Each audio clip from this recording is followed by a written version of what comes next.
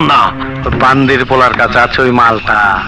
আর কোন জায়গায় হাত দিলে মালটা বাইরে হইব এইটি হালাই মগজ থেকে বাইরে হইতাছে না। ব্যাস ব্যাস ব্যাস, তুমি যে এত গোপন তথ্য ফাঁস করে দিচ্ছ, তোমার উদ্দেশ্যটা কি?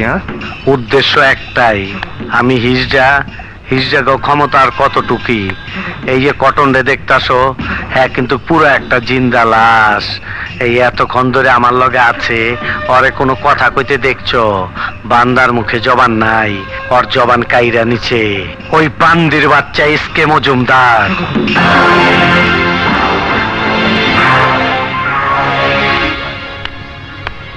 এই কটন হইল গিয়া তোমার বাপের ওই মালটার একমাত্র সাক্ষী, আর সাক্ষী বইলাই ধরা খায় গেছে।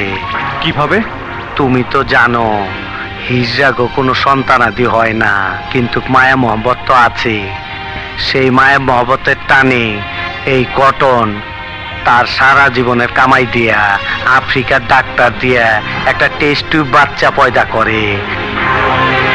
5 বছর পর সেই বাচ্চারে নিয়ে দেশে ফিরতাছিল।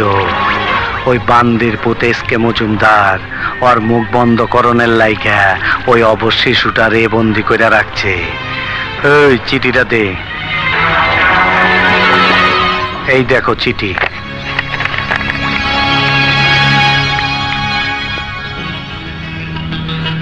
মিস্টার কটন, এই চিঠি যখন লিখছি তখন তোমার টেস্ট টিউব বেবি আমার হাতে। তুমি যদি পুলিশের কাছে মুখ খোলো অথবা আমজাদ খানের হীরার কথা কারো কাছে বলতে চেষ্টা করো, তবে তুমি তোমার সন্তানের লাশ নেবার জন্য তৈরি থেকো। এটি SKM। বান্দির বাচ্চা একবারও ভাবলো না ওর নিজেরও একটা জুয়ান মাইয়া আছে।